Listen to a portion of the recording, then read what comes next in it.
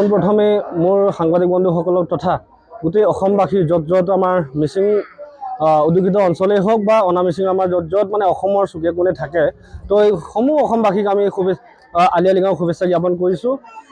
বিগত বছৰৰ দৰে এইবেলিও আমি আলি আই লৃগাং খুব উলহ মালহেৰে আমি উদযাপন কৰিব লৈছোঁ আৰু আজি ৰাতিপুৱা 7টা বজাৰ পৰা 10টা বজালৈকে আমাৰ মাংগলিক কাৰ্যসূচী আছিলে। মাংগলিক কাৰ্যসূচী ইতিমধ্যে শেষ হৈছে আৰু খন্তেক সময়ৰ পাছতে আমাৰ গুমৰাগ নৃত্য পৰিৱেশন কৰিব। ইয়াতে সমূহ অসমবাসী ইয়াত উপভোগ কৰিব পাৰিব আৰু ইয়াৰ লগতে আপোনালোকৰ ইয়াত এই গুমৰাগ নৃত্যত আপোনালোকৰ ইয়াত প্ৰদৰ্শন কৰি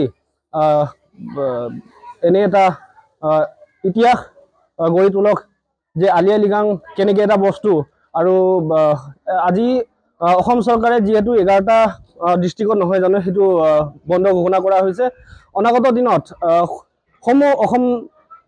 অসমতে মানে য'ত য'ত অকল আমাৰ মিচিং সম্প্ৰদায়ৰ লোকেই নহয় অসম বন্ধৰ ঘোষণা যাতে অসমৰ মুখ্যমন্ত্ৰী ডাঙৰীয়াদেৱৰ নেতৃত্বত সেইখিনি কাৰ্যসূচী আগবঢ়াই নিবৰ বাবে অনুৰোধ জনাইছোঁ।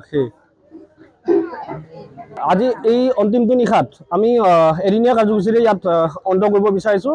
আজি দিনজোৰা আমাৰ এই অনুষ্ঠানভাগ চলি থাকিব আৰু ইয়াত গুমৰাগ নৃত্যৰে নানান ধৰণৰ নৃত্য পৰিৱেশন কৰিব। ইয়াৰ লগতেই ৰাতি অন্তিমটো নিশা বুলি পেলাই আমি সাংস্কৃতিক সন্ধিয়া ইয়াত আয়োজন কৰিছোঁ। সাংস্কৃতিক সন্ধিয়াত আপোনালোকৰ ইয়াত ইয়াৰ জীয়াবলী অঞ্চলত য'ত য'ত আমাৰ এই লৃগাঙৰ সন্দৰ্ভত জ্ঞাত সেইসকল ব্যক্তি ইয়াত সাংস্কৃতিক সন্ধিয়াত আহি উপস্থিত লগতে উপভোগ কৰিবৰ বাবে অনুৰোধ জনাইছোঁ।